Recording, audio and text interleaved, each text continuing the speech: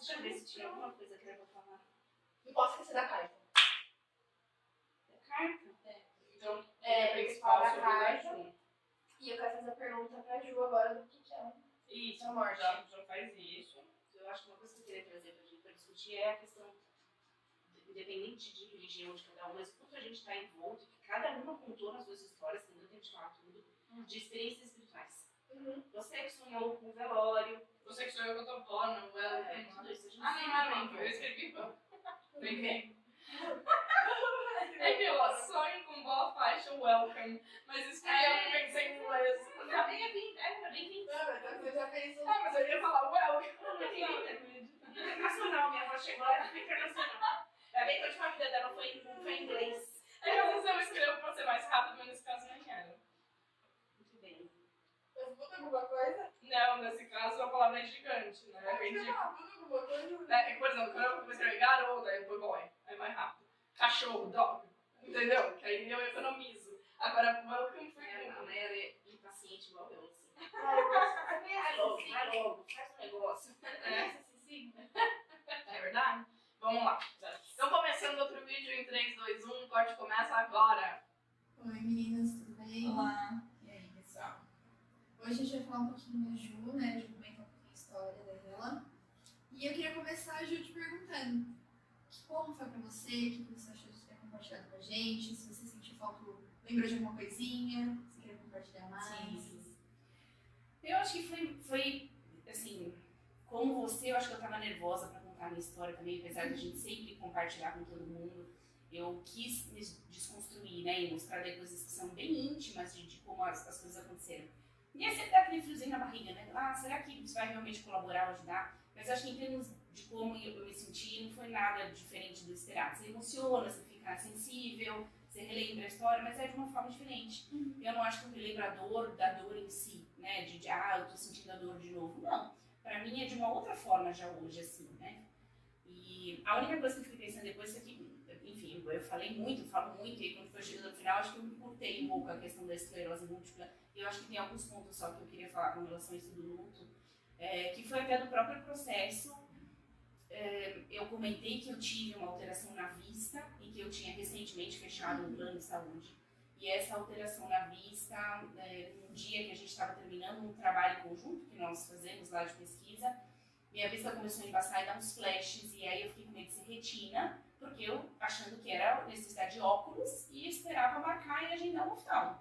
Pra mim era isso. E aí deu uns flashes, eu tinha uma amiga que teve uns problemas de retina, eu fiquei com medo de ser retina, eu falei, vou perder a vista. Aí fui dormir e falei assim, se não melhorar amanhã eu vou no hospital. Já era tarde da noite, não ia passar a noite inteira no PS. Eu tava enxergando ainda, falei, vou arriscar. E aí eu fui dormir, e aí eu tive um sonho. Eu sonhei que eu tinha caído num tanque de água e passou na minha frente assim, igual esses tanques de parque aquático americano. Eu tinha caído ali, e aí passou um tubarão branco gigantesco, depois passou um jacaré pré-histórico também gigantesco atrás de mim, aí passou um cardume de piranha, e eram animais que poderiam me machucar de alguma forma. Só que eu tava no habitat deles, e aquelas situações eram eu tava morrendo de medo, eu tava desesperada de medo, olhando aquilo e falando, vou morrer. E aqui, nenhum daqueles animais estava encostando em mim, estava esbarrando em mim, me viram ali, eles estavam nadando na deles. Não tinha, eles estavam ali, mas eles não estavam me tocando, era isso. E aí chegou um ponto desse sonho que de repente eu olhei e falei assim, não, eu preciso lutar, eu tenho que lutar, eu não tenho opção, eu tenho que lutar. E aí eu juntei todas as forças que eu tinha no sonho, comecei a nadar, até que eu fui subindo dessa água. E aí quando eu cheguei na superfície, era tipo uma piscina, né? E quando eu cheguei na superfície, tinha uma equipe médica em pé, assim, eles estavam todos de braço cruzado por trás, e eles estavam todos em pé, médico, enfermeiro, todo de branco, assim, era uma equipe inteira que estava ali pronta para me ajudar. E aí teve um de cinza, que era tipo um bombeiro socorrista, ele jogou uma rede e me tirou da água. E aí quando eu acordei, a flash continuava, eu falei, ok, já entendi, é para eu buscar ajuda, porque tem gente para me ajudar e tem alguma coisa aqui a ver. E aí eu foi aquela situação pavorosa, né? Vai num PS, vai no outro. Foram 48 horas, porque foi um fim de semana inteiro de vai no PS, espera fazer tomografia, não faz. Vai no outro, não dá certo. E que o médico falou assim, olha, possivelmente tem tumor, não precisa de tumor, essa tranquilidade do mundo. E eu começando a chorar, se você começar a chorar, eu não vou conseguir te atender. E eu querendo matar aquele homem, eu quero chorar, me deixa chorar, pelo amor de Deus. Essas situações que a gente passa no meio do caminho. E eu sentada lá olhando e pensando, bom, eu vou ficar cega até eu ser atendida, eu falei, vou ficar cega, né, vou perder a vista, como é que eu vou arrumar banheiro, eu preciso pôr uma barra, eu preciso daí quebrar um murinho não sei da onde, já, assim, Já programa resolveu da vida. É. E aí, quando ele falou que tinha um possível tumor na minha cabeça, eu já tava lá pensando, ok, então, eu vou morrer à míngua, numa cama, não vai ter ninguém pra me ajudar, porque eu vou ficar sequelada, eu vou ficar cheia de escara, e já, assim, já pensando tudo, já desenhando todo o cenário. E eu tentando me acalmar, tentando me acalmar, já pensando, já, o caixão foram vários. E aí eu tentando me acalmar, falando assim, Juliane, para, concentra, presta atenção, olha pra frente, é dia, é hoje, é agora, vamos resolver uma coisa por vez. Você vai levantar daqui, você vai naquela sala, você vai fazer a tomografia, você vai entrar na tomografia, ela vai pegar a tua veia para pôr o contraste, ela vai dar o contraste, você vai ter uma alergia ao contraste, eles vão te manipular com látex que só tem no SUS, só tem alergia ao látex, você vai parar no UTI, você vai ter um choque anafilático, ninguém sabe que você está aqui, a não ser a tua amiga, que até ela descobrir que você foi parar no PS, vai demorar 300 anos, você vai morrer hoje. Não tem que ficar programando teu futuro, você não tem que ficar pensando se vai morrer amanhã, você foi lá, é hoje, o dia é hoje, acabou, morreu. Aquele drama só você fazer. E, enfim, no meio de toda essa história, eu depois fui pro hospital, acabei internando para fazer o tratamento. E aí teve um dia que eu estava deitada, eu tinha feito uma ressonância, não era tumor, já deu para visualizar, enfim, teve toda uma programação médica. Mas nessa ressonância não tinha aparecido exatamente o que eles queriam para dar o diagnóstico de esclerose múltipla, tinha um indicativo, porque das degenerativas era mais comum para todo o histórico, mas não estava nada fechado ainda, primeiro surto, tinha que entender. Mas o médico não foi muito categórico, ele falou que estava limpa a ressonância, que estava ok. E aí eu dormi na hora do almoço, e uma amiga minha ia para lá à tarde, e aí eu, nesse momento que você não está nem dormindo, que você está começando a dormir, você chama estar de vigília, você está em meio termo. Eu vi duas pessoas em pé na cama, assim, e elas estavam olhando para dentro da minha cabeça e conversando. Falei, não, ali, então, tem que vir à tona, tem que deixar aparecer, tem que deixar vir à tona. E aí minha amiga abriu a porta do quarto, eu terminei de acordar com susto e contei para ela. E aí a gente ficou dando risada, falando, alguma coisa vai aparecer de diagnóstico, alguma coisa ali. Deu 2 horas, entrou a enfermeira do plantão e falou assim, então você vai ter que descer de novo para ressonância.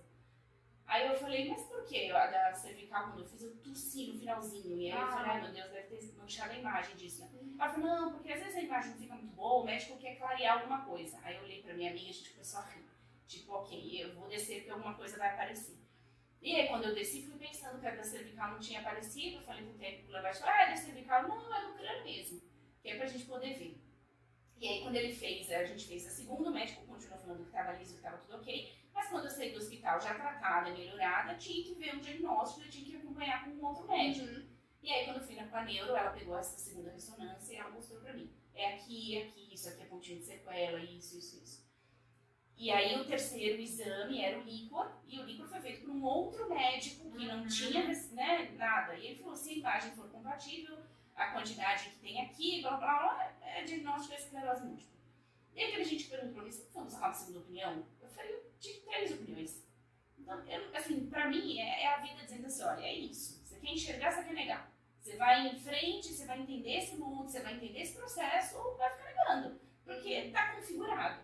E aí, pra mim, é muito assim, eu estou sempre muito em volta com essas experiências que vem da minha intuição, se isso é meu inconsciente desenhando, eu não tenho problema em questionar essas coisas. Pra mim, não tem que ser assim, foi um espírito trabalhador. Pode ser, é uma hipótese.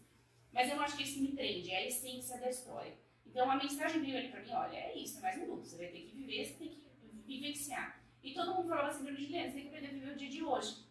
E que isso, pra mim, é extremamente isso, porque eu tô sempre lá na frente. Eu tô sempre programando algo que vai daqui 3 dias, 3 anos, 5 anos. Então, é um processo difícil, lento e demorado. Mas eu fui me adaptando, eu acho, fui entendendo dentro do possível. E aí eu entro no ponto do que eu falei, que quando a gente às vezes não entende uma lição, a vida traz de outra forma, né? Então, eu entendi que eu tenho que aprender o dia do hoje com esse luto, né? Que isso, pra mim, era uma coisa importante. E tem toda a questão da família e da maternidade por conta dessa somatória, né, que a gente conversou.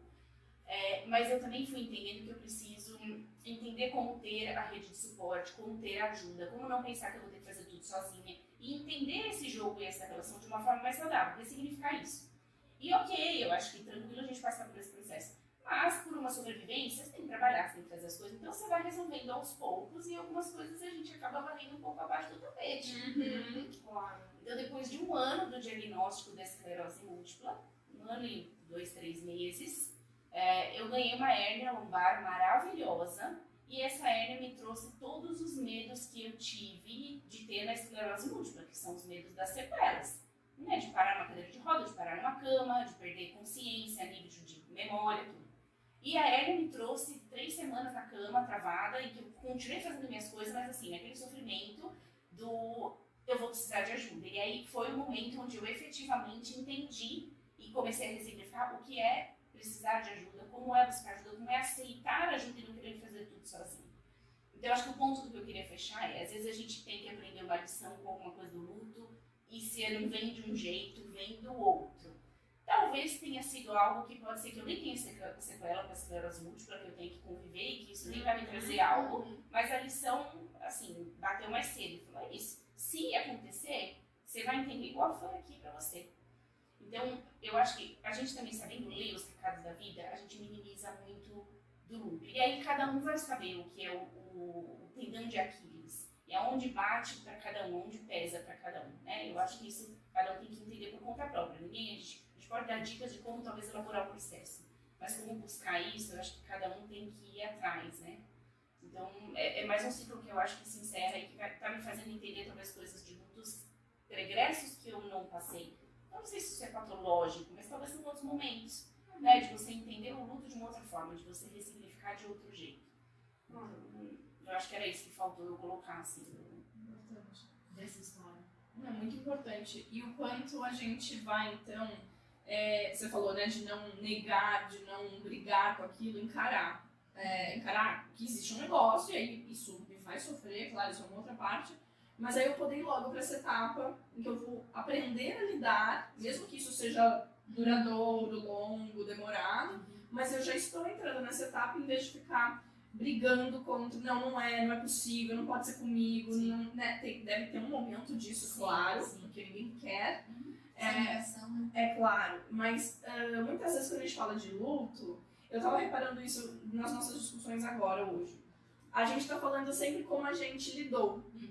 Mas muita gente que deve assistir vai inclusive, aliás, vai muito antes de pensar como lidou, falar, mas peraí, eu talvez nem cheguei aí, porque eu tô aqui ainda brigando com a ideia de que aconteceu. Sim.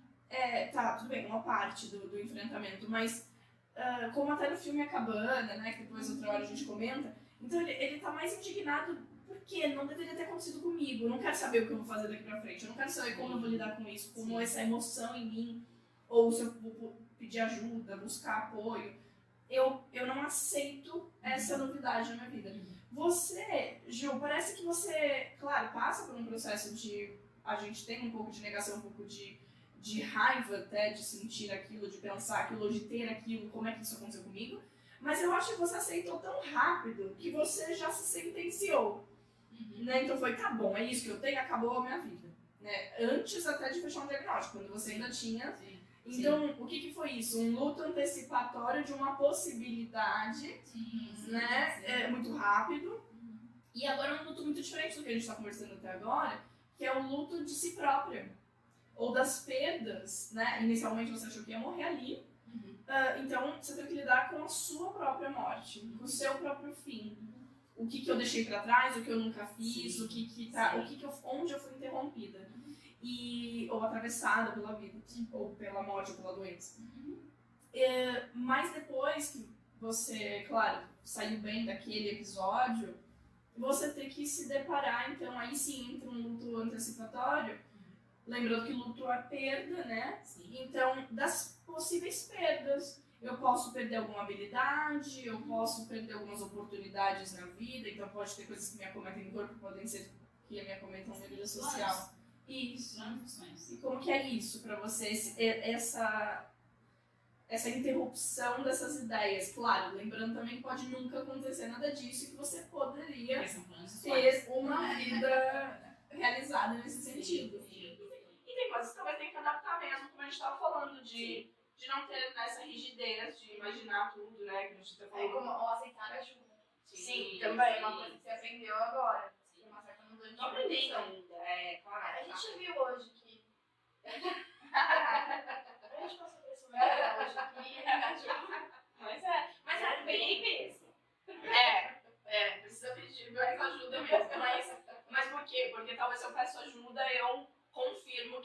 tendo alguma perda ou seria limitação, vai. Assinado no Beleza Oculta, né? Ele assinou... Assinaram lá o documento falando que a filha estava morta. É. Seria talvez a mesma coisa pra você. Eu vejo até isso é uma possibilidade, que é sempre muito difícil a gente assumir quando é orgulho, né? Mas é uma grande possibilidade. Mas tem um outro ponto, que eu vou trazer talvez vocês entendam melhor. Assim. Eu não sei dizer, talvez. Eu estava prestando atenção quando a Ju estava falando, que você falou da barganha, e que eu fiquei pensando, falei, cara, eu não sei se eu tive um momento de barganha, talvez eu pulei essa etapa. Porque a negação, claro, mesmo da esclerose, não vai ser, imagina, a esclerose que é um surto aleatório, uma vez na vida, e depois você pensa e fala, Juliane, presta atenção, né? Você não é bobinha mais, você é fisioterapeuta, você já trabalhou com briga, pacientes. Então, pra mim é muito mais fácil aceitar, eu tenho na minha, mas isso é meu, da minha personalidade, assim, eu aceito as coisas como elas são, e aí eu vou inventar uma nova coisa em cima daquela situação. É difícil eu ficar batendo na tecla e brigando. Então, é até difícil para, de repente, eu dar não sei se conselho, mas eu dar uma dica para alguém que fica no questionamento do porquê. Por que comigo? Porque eu olho e falo, todo mundo vai perder alguém na vida. Então, por que eu tô questionando se meu pai morreu? Porque todo mundo vai perder alguém. Porque o pai morreu. Porque igual todo mundo. Porque igual todo mundo. Agora, o momento que isso aconteceu, ninguém sabe. Então, essa especulação, para mim, é improdutiva. No sentido de que a minha crença é tão forte, estável para mim, de que eu vou encontrar minha mãe e minha irmã em algum momento, e que isso pode nem acontecer, que eu tenho plena consciência disso, mas é algo que me move a seguir assim. Então isso para mim é tão forte, que é uma resolução. Então assim, quando a minha irmã se foi, a gente sempre olhou do tipo, como eu falei, ela faleceu dentro de casa, nos nossos colos, podia ter sido uma situação diferente, porque era a hora dela ir. Eu não entendo essa hora, mas eu aceito essa hora. Então esse momento de barganha é difícil para mim, porque eu estou muito embasada nas minhas crenças em cima disso. Não é o espiritismo em si, é a forma com que eu leio o espiritismo. Porque tem muita gente que vai passar por essa dificuldade na hora do vamos ver, fala, não, pra mim, por quê? Por que comigo? Por que assim? Então, talvez eu pulei essa etapa e aí eu fico sofrendo um pouco do assim, possibilidades. Então, o que vai acontecer, o que não vai, né? Eu acho que é isso. Mas a parte das possibilidades, eu acho que é um pouco mais da sua personalidade. É isso. Que é um movimento seu que a gente poderia, eu vou pôr entre aspas aqui, porque eu não vou diagnosticar muito. Mas poderia ser um movimento um pouco mais ansioso. Sim, totalmente. Então, seria algo que vou antecipar tudo. Então, você, por exemplo, faz isso com qualquer outro aspecto da sua vida e, obviamente, com uma perda, um luto, você vai fazer isso também. Isso também é um ponto importante que a gente pode trazer aqui para discutir, porque cada um vai ter uma peculiaridade. A gente sempre falou do momento situacional da pessoa, como ela tá. Sim. E é exatamente isso. Se ela tem alguma coisa antes, vai afetar. Vai ser a forma como ela vai encarar de forma diferente. E foi por isso que eu falei, quando a ideia era a gente fazer uma conversa entre três, eu falei, cada uma lida de uma forma diferente. Às vezes o mundo é o mesmo, a situação é a mesma, a idade é a mesma, mas a forma com que a gente lida é diferente, porque cada um tem uma estruturinha, né? Cada um tem o seu jeitinho. Então, não é ideia, não é dar conselho. Faça igual, faça diferente. Isso que a gente falou. Mas é quando a gente constrói a nossa história, o nosso roteiro, eu pelo menos, estou ouvindo a história de alguém e eu já estou pensando na minha. Eu já começo a pensar o que eu fiz, o que eu não fiz, como é que é diferente. A gente faz analogia. E aí, às vezes, fazer analogia, a gente expande a mente. Naquele momento que eu estou brigando, será que então não era melhor eu não brigar e aceitar que isso aconteceu e que eu não vou mudar isso? E aí, como? Porque pode ser a morte ou o fim de um ciclo. Eu não vou mudar, depois que eu não vou mudar. Se eu perdi emprego, eu vou buscar outro. Né? Então, como que eu posso, então, ter uma nova alternativa? Assim, isso. Principal. Não, e é isso que a gente, até como auxiliadoras nesse processo, realmente devemos atuar, né? Nessa fase de transformação, de elaboração daquilo para buscar novas alternativas. E não justificativas do porquê que você foi acometido por aquilo. Seja um emprego que se foi, um relacionamento que acabou, ou uma pessoa que morreu, ou qualquer mudança na vida mais drástica. Agora, o que você perguntou daí da questão do pedir ajuda e do aceitar ajuda, eu acho que daí é importante comentar, porque isso bate muito no que a gente está falando do luto. Eu acho que a maior dificuldade para mim é que daí, quando eu estou antecipando, que eu estou pensando se eu vou ter uma sequela, é que eu fico pensando assim, eu não tenho, o meu pai vai falecer em algum momento, eu não tenho a família, o núcleo familiar próximo mais. Então, para mim é difícil aceitar ajuda, porque as pessoas vão voltar às suas rotinas, às suas vidas, e cada um faz o que precisa. E ter família, para mim, é quem vai ajudar no momento de doença, quem vai estar ali com você no sofrimento. E aí eu não tenho isso. Então, aceitar ajuda tem muito a ver com o luto, com as perdas que eu tive. Então, muito da ansiedade, do antecipatório, é nesse sentido. E aí eu tive que ressignificar, que foi o que a gente falou em algum vídeo lá atrás, o que é a família. Porque às vezes eu não vou ter esse núcleo familiar que eu tô pensando que vai cuidar de mim, mas eu vou ter outras pessoas que vão ajudar a cuidar de mim, que são amigos, que são conhecidos, que são outro tipo de família. E é outro aprendizado, é você ampliar a mente, você sair daquela construção que você teve a tua vida inteira e entender de outra forma. Como é que você vai criar esses outros laços de outras formas, né, de outras maneiras. E aí, uma das coisas que eu acho que surgiu para me ajudar a elaborar, você falou, às vezes vai mais rápido, como é que você elabora? Um projeto. Porque ele naturalmente surgiu, já era uma coisa que eu tinha, mas no processo da esclerose, que eu fiquei me questionando muito da maternidade, se isso é uma coisa que eu vou encarar de uma forma ou outra, eu comecei a buscar alternativas de como me deixar, o que eu posso deixar para trás no dia que eu não for. Porque daí eu tive que lidar com isso. E se eu não tiver memória daqui a pouco? E se eu ficar numa cadeira de roda, ficar na cama, eu vou trabalhar, eu vou fazer minhas coisas. A Elia me trouxe isso. Mas e se eu não tiver mais memória? E se eu tiver uma outra perda cognitiva, funcional, o que eu vou deixar para trás? Então, eu acho que foi muito disso, assim, como que eu posso usar dessa imposição da vida para criar uma coisa boa, para trazer algo de benéfico para a humanidade, para eu sentir que eu fiz algo de útil para o mundo. A tua beleza colateral saindo aí a tua não, né? A beleza colateral que tem desse processo que pode trazer uma urgência. A ressignificação que ela fez. Ela ressignificou, teve uma urgência para trazer algo, né? Para executar talvez planos, porque a finitude também dá isso, esse senso de urgência. E quando eu digo finitude, não estou falando de morte nesse caso, mas de pode ser que eu tenha alguma limitação e então por que não fazer agora? E é bonito isso, né? A gente poder conversar, elaborar e transformar um monte de coisa. Mas eu sou um seladinho, a gente já falou sobre o que é a família e tudo mais, mas lembra que tem a rede de suporte. A rede de suporte não é sua família. Sim. E esses amigos, eu posso me considerar parte deles, então Sim. eu vou me colocar no meio, né? Mas eu vou falar em nome deles. Todos eles estão aqui pra você. Sim. E até não é que eu não enxergo isso, Ju, assim, eu sempre tenho, eu nunca tô sozinha, eu tô sempre em volta de pessoas. Eu não sou uma pessoa que senta em casa chorando solitária. Meu Deus, não tem ninguém comigo, não. O dia que eu quero chorar, porque eu quero chorar e fazer drama. Eu chorei e não melhorou. Aí eu parto e falo, Juliana, puta merda. Você tá de TPM, o que tá acontecendo? Aí você desfere. Já encheu o saco, já quero férias de mim. Então, não é que eu sou, assim, isolada, mas quando eu penso muito nessa questão da doença e das necessidades básicas, esse é um tipo de suporte que você precisa de pessoas que estejam dispostas a estarem ao seu lado. E aí eu tive que entender que eu vou ter isso de uma outra forma e que eu vou criar esses laços, assim.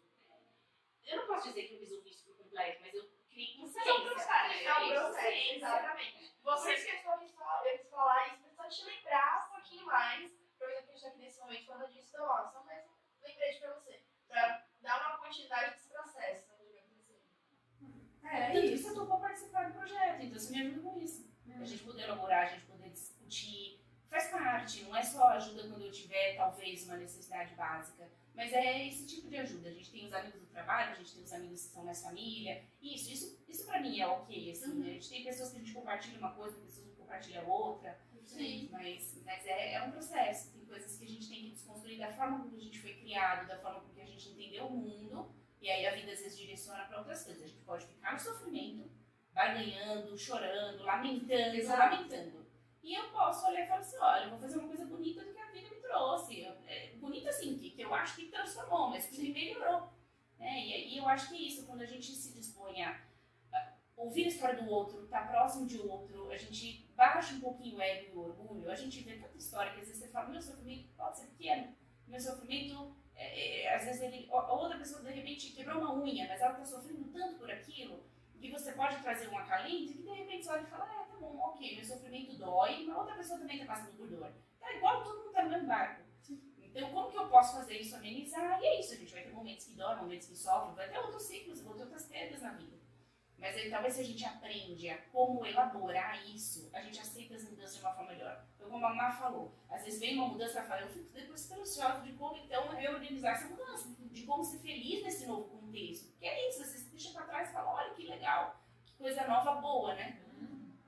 E é isso que é o despertar no luto. E é no luto, não é depois do Não, luto. sim. É um processo que acontece enquanto há o luto. Então tem uma dor, tem uma compreensão daquilo sendo gerada, tem um processo paulatino de abandonar algumas crenças, de questionar outras coisas, de, enfim, transformação, aí um despertar que vem um pouco mais com uma aceitação e de repente coisas surgem dali. Agora, sem fazer também nenhuma...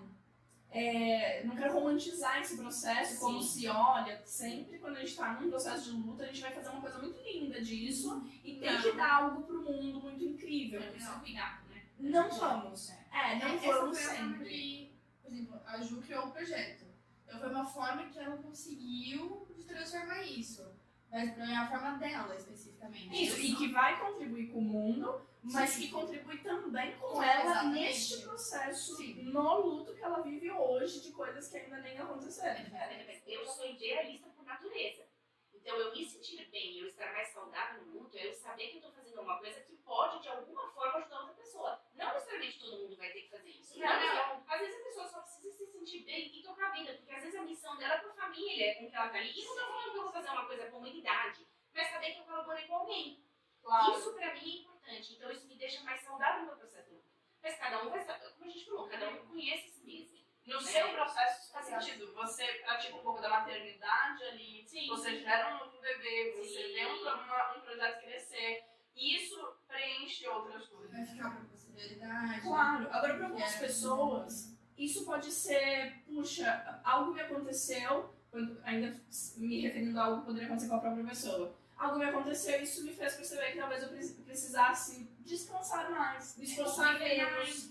Ou o contrário, me divertir mais, Isso, ou de isso. repente eu não quero fazer nada, eu quero abandonar meus trabalhos porque aqui não faz sentido e eu quero ficar mais com a minha família. Ou às vezes a pessoa não consegue fazer nada disso, claro que aí a gente tem que avaliar se não tem um processo depressivo, ou um luto não saudável, depois a gente conversa, ou realmente a pessoa não consegue ver saídas, não consegue ter algo que ela diretamente cria daquilo. Então, quando a gente fala de despertar no luto, ou da beleza colateral, beleza oculta naquilo, não é necessariamente o que sai de produto, mas é o teu processo, quando você reflete coisas que você não refletia antes, você sai da sua zona de final, na verdade, conforto. ele nem existe. O nome nem importa, isso é um processo. Isso, totalmente exato. um processo. Isso porque a gente desperta para novas pessoas, às vezes eu desperto para novas crenças, às vezes eu Isso. desperto para novos trabalhos, para novas missões de vida. Tem gente que vai se questionar se o trabalho que ela está fazendo está deixando ela feliz. Sim. Eu olhei isso em alguns pontos, eu falei, eu estou extremamente feliz e realizada no que eu faço. Então isso para mim não é sofrimento. Agora, cada um vai saber onde isso bate, né? Mas é esse despertar, eu acho. E aí envolve esse processo de conhecer si mesmo. Se você nega conhecer você mesmo, você nega olhar para dentro, não vai conseguir sair dessa dor e desse sofrimento. Então a gente tem que saber o momento que a gente pede ajuda, né? E de novo, assim, eu não tive completamente sozinha. Eu tô em terapia e continuo minha terapia e isso pra mim é super importante. Não posso dizer que eu não tenho coisas que eu não elaborei daí. E no luto da minha mãe eu precisei do psiquiatra, eu precisei de medicação por 1 ano e meio. Foi um processo mais difícil, mas eu aceitei que eu precisava disso e fui atrás e busquei ajuda. Então eu acho que também a gente pode buscar pessoas que vão ajudar e que vai ser a nossa rede de apoio de alguma forma, mas que vão ajudar a gente a esse processo ser o mais saudável possível. Não, é isso mesmo. E aí nessa, que nem você disse, não dá pra eu ficar brigando o tempo todo com aquilo negando. Então é aí que vem a ideia do despertar. Eu acordo, entendo, não preciso gostar, mas entendo e vou buscar uma maneira dessa evolução, que eu acho que está completamente relacionada ao autoconhecimento e tudo mais. Inclusive quando a gente perde um outro alguém, né? Tirando desse exemplo, o quanto aquilo me faz questionar a própria vida. E isso é muito belo, poder ter essa chance de evolução. É um potencial. Aproveitando essa ideia do despertar, você tinha comentado, Ju, sobre a carta que você tinha escrito. Sim. Queria voltar um pouquinho desse aspecto. A carta, quando você contou, até acho que a gente comentou fora da gravação, se não me engano, da carta até. Eu não sei se foi fora, mas eu explico. Que em um momento a gente falou sobre processos terapêuticos, eu acho que foi no finzinho da gravação da tua história, né?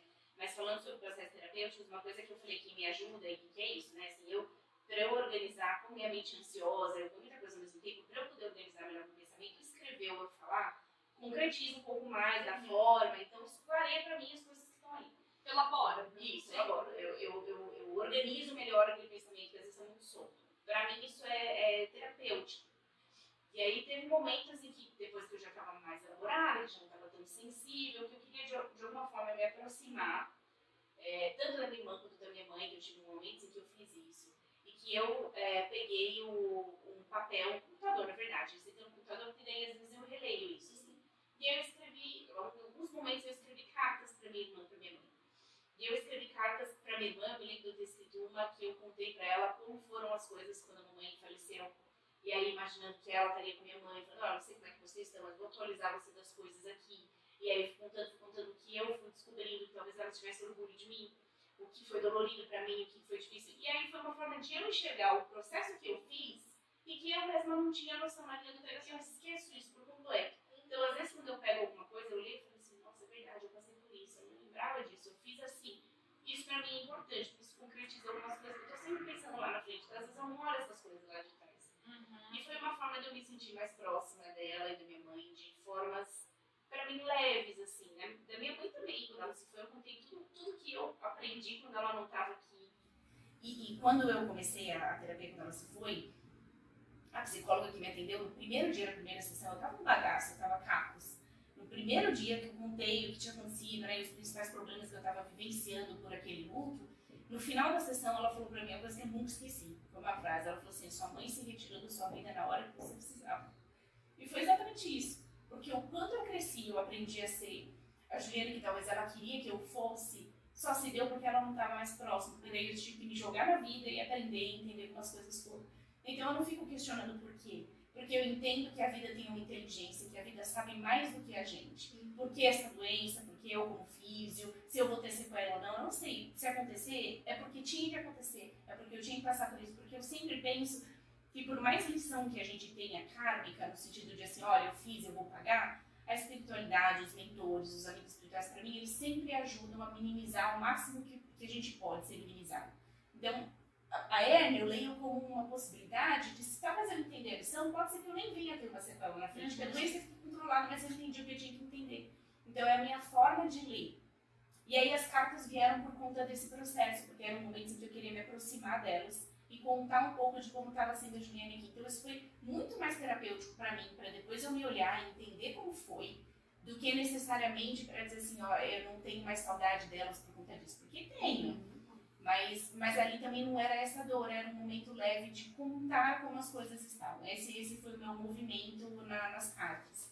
E são sempre no final do ano, né? Para mim, Natal é importante, né? Eu passei Natal sozinha, que eu não quis estar com ninguém, porque eu não queria estar com... Se eu não estava com a minha família, eu não queria estar com ninguém. E fiquei em paz com isso, os momentos que eu chorei, fiz a ceia do jeito que a gente faria, da tradição, escrevi a carta naquele dia, e no dia seguinte era isso, tá bom, outro dia passou e tá tudo bem.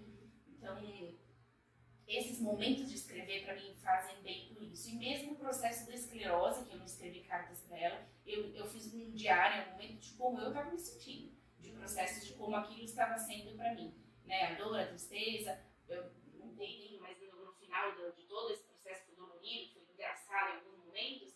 Eu cheguei em casa no final da internação e eu fiz uma coisa que minha mãe fazia, que eu não gostava muito, que era abrir o evangelho ao acaso. E aí, quando eu cheguei aqui, eu tenho certeza que minha mãe estava dando risada na hora que eu fiz isso. Eu abri e caiu na página assim, bem-aventurados aqueles que não enxergam. E tudo começou por conta da porcaria da vista. Nossa, eu arremessei o livro longe. Eu falei assim, eu tenho certeza que você está rindo da minha cara. Tipo assim, agora eu só provocar um pouquinho. Então, assim, eu acho que esses processos de escrever e da própria esclerose me ajudam a elaborar um pouco melhor. Cada um vai ter o seu. E aí eu sei que você também falou isso, Ju, de carta, né? Eu não sei se pra você também foi nesse contexto. É, um pouquinho parecido. Mas eu tinha explicado o meu, porque queria tirar uma dúvida. Você relê as suas cartas? Sim. Você tem todas guardadas? Eu tenho arquivos no computador. De vez em quando eu pego pra reler, porque são Julianas que eu desconheço. Eu falo, nossa, que Juliana era essa? Às vezes dramática, às vezes, né, nervosa. E às vezes você fala, eu tava tão mansa, eu tava tão boazinha aqui. Não sei se eu sou assim. Mas às vezes eu releio, não é sempre. Mas de vez em quando eu pego pra reler. Mas eu lembro um momento especial pra você. É um momento que desperta a necessidade de ler. E ainda escreve todos os anos? Quando eu sinto vontade, não é todo ano. Como é toda a questão da esclerose, para elas eu não escrevi mais. A última carta, na verdade, que eu escrevi, que foi para minha irmã, eu deixei um pedido para ela. E a gente sempre falou que ela ia voltar logo, assim. Isso foi antes da esclerose. E eu deixei escrito que se ela tivesse que voltar, ela, eu queria recebê-la como minha filha, porque ela foi minha filha quando ela estava aqui, né? Às vezes ela ia me chamar e ela falava assim, mãe, não, Ju, ela confundia. Então eu deixei esse recado para ela, né, na carta escrita. E aí, quando veio a questão dos esclerose da maternidade, foi muito difícil para eu entender e elaborar. E eu me sentia farida. Eu falava assim para ela, talvez eu não te receba, talvez eu não possa ter você aqui comigo.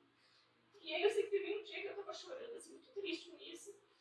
E aí me bateu assim a intuição e passou pela cabeça assim, olha, se ela tiver que chegar para você, se ela tiver que vir, ela vem de outra forma. Né? De repente ela nasce em algum outro ventre e ela chega para você.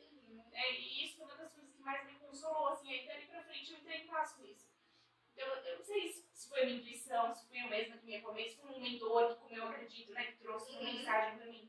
Mas, pra mim, é a forma da vida trazer as coisas e a gente saber ler os sinais da vida. E é muito difícil a gente ter essa inteligência emocional, não é emocional, é essa inteligência espiritual, da gente entender o recado da vida. Porque, independente da tua crença, a gente tem experiências espirituais e elas exacerbam o outro. Então, eu acho que é isso, assim, eu acho que é muito nesse sentido, nesse processo. De vez em quando bate a vontade, eu releio. Faz tempo que eu não consegui sentar para escrever mais nada. Os caminhos do momento. E isso que você está dizendo agora, né, de ter feito esse pedido para ela e de repente um outro luto aparece aí, né? Eu não vou poder ter isso. Mas não só a maternidade, quase como se eu não vou me reconectar com ela de alguma maneira. Isso me lembra, assim, quando a gente estava falando da Juliana com a jaqueta do vô e outras coisas assim, ou eu falei, né, dei um exemplo de um copo, é aí que tá a coisa, quando também a gente põe uma coisa tão simbólica e que se aquilo se quebra, parece que eu rompi com aquilo. E aí o momento de você ressignificar essa criança que, peraí, eu criei que poderia ser dessa maneira, né? E aí você se consola falando que ainda vai acontecer algo bem parecido, mas por outro ventre. E talvez não aconteça nada parecido, mas que isso não significa que você perdeu, né? E de repente achar uma nova conexão, e talvez essa conexão eterna, por um outro caminho. Inclusive as próprias cartas são maneiras de elaborar isso muito lindamente, até me deu vontade de fazer cartas aí por aí. E eu acho que daí eu ampliei muito a minha mente, de novo, assim, a questão do que é ser mãe pra mim, né, dessa maternidade. Porque tudo bem, eu tenho essa ligação especial com ela, eu queria que ela estivesse aqui, mas não é uma coisa que se eu falar assim, você fica todo dia pensando, chorando e implorando. Não é isso. Mas aí eu tive que ampliar um pouco a questão da maternidade, no sentido, olha, se de repente eu escolher não ter filho, porque eu posso vir a ter uma sequela e eu não quero que alguém tenha uma dificuldade dessa no começo da vida, eu não gostaria de impor isso a alguém, como eu posso ser mãe de outra forma? Porque mãe é maternar, não é só você perder, né? Então também eu sei que tem muita gente que tem luto porque não consegue ter filhos, enfim, mas eu tive que ressignificar que talvez eu vá ser mais útil se eu for fazer algum tipo de trabalho com crianças em situações vulneráveis e que precisam de carinho e amor naquele momento de desenvolvimento da vida que talvez eu não poderia ter na minha casa, no meu núcleo familiar, porque eu não posso ter 50 filhos.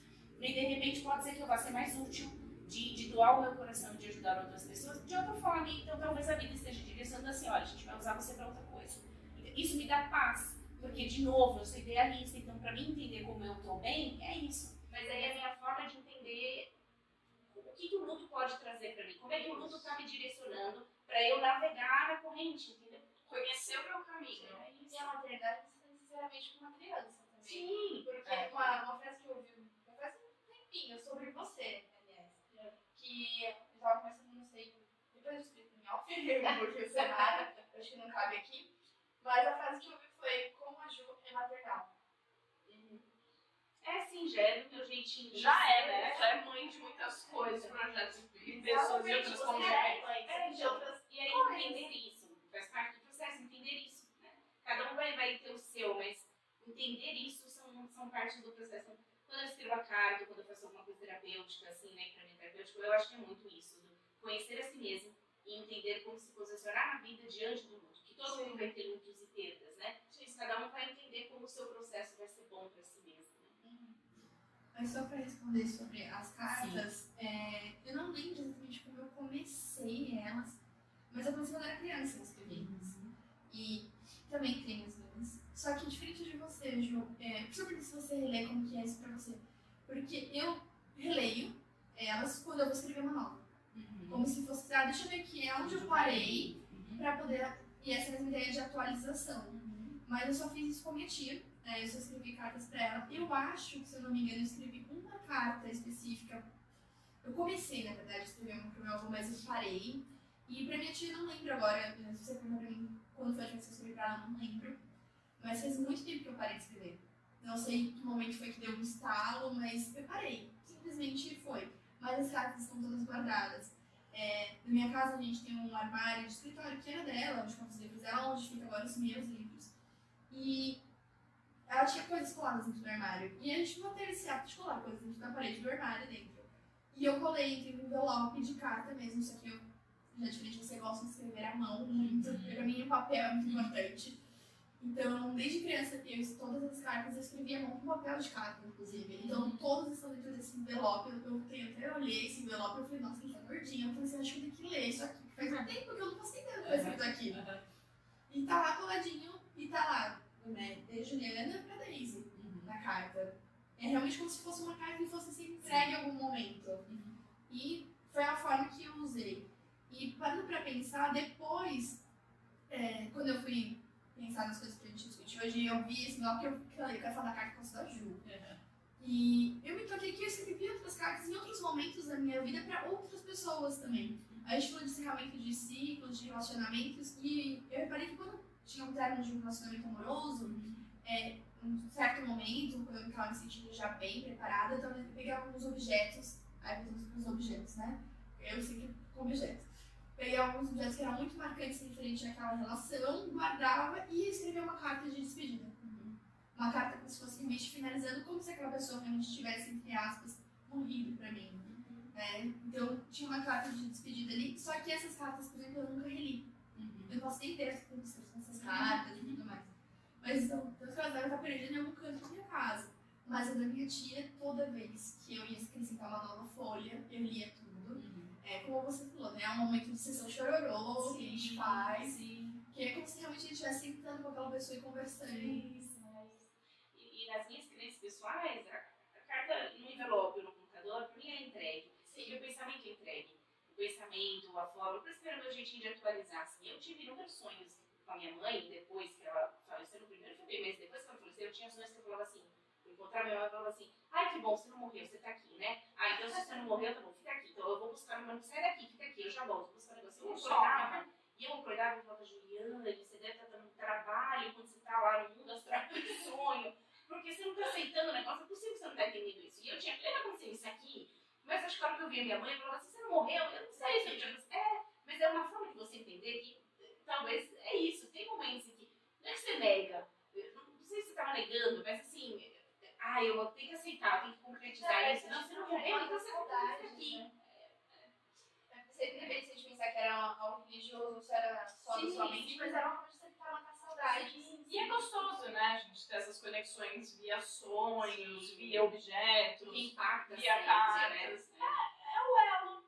E que nos conforta que, tá vendo, não precisa morrer tudo junto com a morte física do corpo. É um exercício do desapego de uma forma mais leve, mais natural. Então, já que a vida impôs aquela mudança, eu vou digerir ela de uma forma diferente, né? Eu vou tentar elaborar esse desapego por partes. Então, eu vou guardar alguma coisa, aí depois isso já não dá mais sentido, aí eu escrevo uma carta, depois eu olho e falo, essa pessoa não tem mais sentido. Então, é isso, é um exercício do idas e vindas pra gente poder se conhecer e entender, né? Mas na escrita, a gente sabe que é escrita terapêutica. A gente sempre usa como uma ferramenta terapêutica.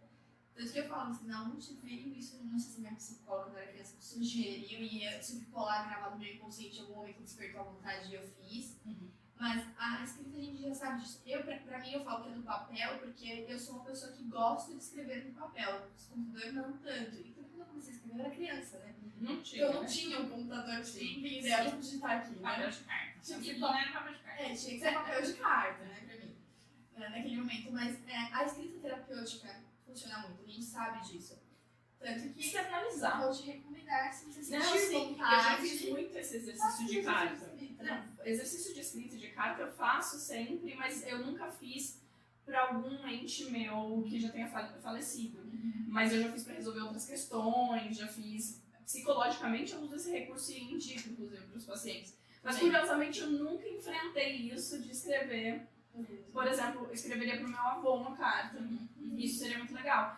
E é isso, porque, como você disse, papel, aquilo, outro, a intenção existe e pro meu cérebro aquilo aconteceu, teve aquela conversa. Existindo ou não aquela pessoa, ela lendo ou não, então eu externalizo, é um processo de elaboração e de alívio, foi dito. Ou, como no seu, que foi muito bonito, perceber o seu próprio processo, as suas mudanças, valorizar, né, tudo que você conquistou também. Realmente, é esse o nosso objetivo aqui. Se perceber as possibilidades, poder explorar, evoluir, autoconhecimento. E aí vai ficando mais fácil lidar com todos os assuntos, né? Você quer fazer uma pergunta pra Ju? Não, pode fazer. Tá, porque eu faço, porque eu queria fazer ela por último. Agora eu fiz Sim. Vamos lá, Ju. Que momento você entendeu a morte? Como que você entendeu a morte da sua vida? Quando você perguntou isso, eu falei, acho que eu não vou saber responder isso para a Ju. Aí eu pensei no peixe, aí a Maia falou do peixe. Falei, então... Nossa, eu ia falar assim, eu acho que eu entendi com a minha avó, que faleceu. Mas não sei se foi quando eu entendi com a minha avó. Minha avó tinha 10 anos, né? Eu me lembro quando ela falou do peixe. Eu tive vários peixinhos também, meu pai gostava de cuidar do aquário e tudo. E eu me lembro de um, ele vai lembrar disso, a gente tinha um aquário redondinho preto que tinha 2 peixes que não era beta, mas era um peixe que era mais agressivo, ele comia os filhotinhos dos outros, eram 2 peixes terríveis. E aí a gente brigava, eu brigava com o peixe, falei, comeu um filhote, comeu o outro, ficava brava. E a gente isolou no aquário separado. O dia que esse peixe morreu, eu me lembro que eu chorei tanto, eu me lembro de eu estar no colo do meu pai, assim, chorando, e ele falava, ai, essa menina não para. E eu chorando, desgoelada, porque eu falava assim, eu não gostava dele, mas eu não queria que ele tivesse morrido. Eu não sei quantos anos eu tinha, eu não tenho a menor ideia, assim. Eu acho que ali deve ter sido talvez o primeiro contato, mas eu não sei dizer, porque eu era do tipo da Maiara quando criança. Alguém falava do morto, eu apontava, falava morto aqui, e aí eu falava, minha mãe perguntava pra mim, onde será que tá o vovô? Eu tinha 1 ano, eu apontava o dedo pra cima. Isso era meio nato, assim, pra mim. E a minha mãe, quando eu nasci, acessou o espiritismo, eu acho que pra ela era meio natural. Então eu não me lembro de algum momento específico. Eu acho que foi surgindo essa história da morte nesse contexto meio natural de viver em casa, assim, né? Talvez de conversar de alguma forma. E minha mãe elaborava muito assim, quando veio a Carol, que é a minha irmã mais nova, perdas do irmão mais velho, tinha muito ciúmes. Eu acho que ela teve um jeito terapêutico de me ajudar a entender o desapego, talvez. E aí eu só me lembro realmente da minha avó, que faleceu quando eu tinha 10 anos, e que daí eu entendi mesmo o que era a morte concreta, né? De perder alguém. E ela morava nos últimos 2 anos, ela morou em casa com a gente, então ela estava todo dia brincando, a gente teve que ter essa mudança na rotina. E eu era muito ligada a ela, então eu acho que foi ali que eu entendi. Mas eu sempre entendi a morte como algo não finito. Porque eu sempre entendi através dos olhos das minhas crenças. De que é uma passagem, de que é um momento, de que todo mundo vai viver. Mas que é isso, pra mim eu sei que pode não existir, mas pra mim é uma certeza absoluta, interna, e que eu sei que eu questiono, que pode ser que um dia vai sumir, vai morrer, vai ter nada, aí eu não vou estar lá pra questionar mais, né? Então, enquanto eu vivo, eu acredito que pra mim existe, é eterno, e a gente passa aqui pra crescer, e inúmeras experiências, em contextos de cultura diferente, a gente se aproxima de pessoas que talvez a gente já vivenciou próximo em outros momentos. Pra mim isso é muito natural. E eu acho que daí eu sempre entendi a morte nesse contexto. Porque quando a minha avó faleceu, eu acessei por vontade o espiritismo no sentido de entender isso. Então, pra mim, nunca foi um sofrimento, mesmo. Ai, meu Deus! Eu senti o medo também tava com esse medo da morte desse corpo e da interrupção de planos aqui pro dia. É isso. Mas foi tudo muito orgânico e natural. Sim, e aí eu fui buscar essas explicações sobre morte no espiritismo e é isso. Então, pra mim, as explicações da morte foram aí. Eu nunca tive, mesmo da minha irmã, da minha mãe, o sofrimento do será que. Pra mim sempre foi certeza. Então, talvez por isso que eu barganhei menos. É isso, vai acontecer, vai ser igual pra todo mundo, então como daqui pra frente eu vou resolver, né, o contexto? É isso. Eu não sei explicar mais, assim, realmente não sei Mas eu acho que dizer. você conseguiu trazer, Ju, assim, a mensagem que eu queria entender. Por exemplo, você trouxe que é um aspecto da religião, teve uma forma cultural que você foi inserida, que a sua mãe trouxe de uma forma natural pra você desde o Não início. tinha um tabu, né? Esse é muito delicado, você fala que Eu não era sei psicóloga, né, Ju? Eu ia em casa, ela fazia esse teste de Freud comigo, ela falava, dá tudo certo, todo mundo era criança. Então talvez ela tinha uma forma terapêutica de lidar mesmo com as coisas do jeito dela, né? Mas que eu acho que ela dissolveu esse tabu, assim. E como a gente falou, né, da Ju, quando enfrentou o luto sendo criança, o quanto tem da família, como a família elabora aquilo e aquilo é passado pra gente. Então, se você tem também na tua criação alguém que lida com naturalidade, como minha mãe também, é mais fácil. E só queria fazer um comentário sobre o espiritismo mesmo, porque a gente está mencionando aqui várias vezes. Primeiro que a gente não está sugerindo que o espiritismo é uma linha única e que ajuda de fato. Não, a gente está falando aqui das nossas experiências pessoais e por coincidência, né, é muito parecida, sim, são experiências parecidas, nos ajudou a entender, e claro, porque como toda religião, a gente tem porquês para lidar com essas coisas. Então, eu acho que é importante definir isso, assim, todo mundo tem na vida experiências espirituais, sejam elas como você quiser denominar. Sim. E no luto, isso exacerba. Ótimo. Mas isso, assim, potencializa. E aí a gente tem que, eu não acho que tem que, a gente naturalmente questiona isso. Sim. Então, você sonhou com o velório da tua avó antes disso acontecer. E você vai lidar com isso de alguma forma. Às vezes, para lidar com essas experiências espirituais, a gente busca respostas nas religiões. Sim. Então, às vezes, eu entendo isso a partir da visão evangélica, eu entendo isso a partir da visão católica, budista, o que for. Eu entendo a partir da crença, por isso que eu falo, a experiência espiritual ela existe, ela acontece. Né? Você não existe de fenômeno, mas a experiência acontece. Você não produz do cérebro, não, outros questionamentos. Mas a gente entende, por coincidência, através do espiritismo. Ainda quando a gente busca dentro das religiões, ele pode não ser saudável a minha forma de entender aquela crença, de colocar aquela crença no luto. Então, a forma com que eu uso das crenças do espiritismo, que eu considero mais espiritualista hoje, é essa. E pra mim, ela funciona para me ajudar a tirar do sofrimento. Tem gente que vai olhar e falar assim, putz, isso aqui é punição porque eu fiz isso em outra vida. Então agora a pessoa morreu porque eu matei ela em outra vida. Pronto, Sim, tá preso ali. Então o espiritismo não tá sendo bom pra aquela pessoa. Não, esse é o ponto. Né? Mas pegando esse mesmo exemplo que você trouxe do meu sonho, a gente pode pensar num lado mais racional, mais científico mesmo. Minha avó, ela tava passando um pouquinho mal de noite. E isso pode ter acionado um gatilho dentro de mim, que trouxe um medo que fez eu sonhar com a morte dela. Claro. Sim. Mas ele trazer de uma forma extremamente racional. Tudo isso poderia ser. E claro que todas essas religiões vão trazer uma explicação que tentam de alguma maneira confortar esse entendimento dessa passagem, dessa morte. Até quem for ateu, agnóstico ou qualquer coisa, também vai falar, não, é isso. Como a gente pode ver, a árvore cresce e tal, tem um processo e morre e acabou. E não acontece mais nada depois disso. Então, obviamente que a gente está falando que trouxe conforto pra gente, como eu tenho certeza que uma pessoa numa outra religião vai falar também me trouxe conforto entender da maneira que, né, e aqui a gente... a gente até trouxe o exemplo do Dia dos Mortos, que é na cultura mexicana. Isso, pra gente. aí não é nem religioso exatamente, é cultural, são tradições. E eu mesma não pratico nada religioso, então eu nem sei se é correto dizer que eu sou espírita, eu não sou. Eu soube muito desse entendimento através da minha mãe. Gosta da linha. Gosta da linha, questiona coisas. Se você acredita. Sim, então, mas só pra deixar muito claro que não tem um jeito, ou esse jeito não é melhor, nem aquele, e que o que a gente quer é algum conforto. O que a gente está expondo é o pessoal, é como cada um lidou, né? É como que a gente enfrentou. Então é isso, pra mim é isso que faz sentido. Mas se eu não contextualizo isso, talvez não fique claro a minha base para poder explicar como eu fui elaborando o processo. Faz parte do processo do luto, a gente vai usar a religião de alguma forma.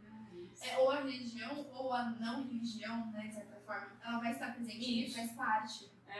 A gente sempre vai para esses questionamentos de vida quando existe a morte. E essa é a beleza, assim. Só existe vida porque existe morte, só existe morte porque existe vida. E no fim das contas é isso, a coisa é orgânica. Nasce, se desenvolve, morre ou se transforma, porque na própria natureza também é uma transformação.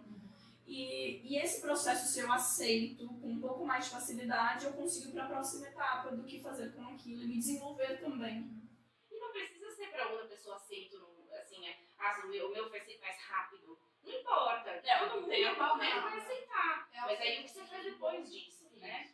Então, assim, a ideia que a gente, como você falou assim, lógico, a gente está trazendo dicas práticas, era o que a gente queria, para tentar colocar alguém para caminhar e ajudar em um momento, mas eu acho que só o compartilhar da nossa história traz o acolhimento, mesmo para quem está com dor e quem está se questionando naquele momento, talvez de negação de barganha, que a negação nem vai buscar, mas quem está no momento da barganha, né, na fase, ou assim, né, ainda no inconformismo, ou ainda estou oscilando de um ponto para outro, eu acho que ouvir histórias e falar assim, puxa, também tem outros sofrimentos intensos, tem outras pessoas que passam por situações, como que ele superou, como que ele fez. A gente abre a mente, a gente expande.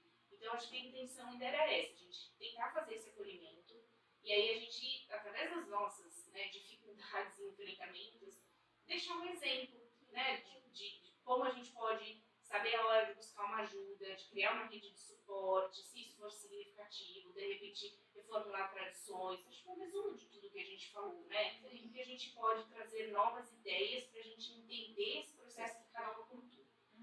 Então, acho que a gente Tá tudo conectado. Muito bem. Obrigada, Juliana. Obrigada, Juliana. Obrigada e até a próxima. Até.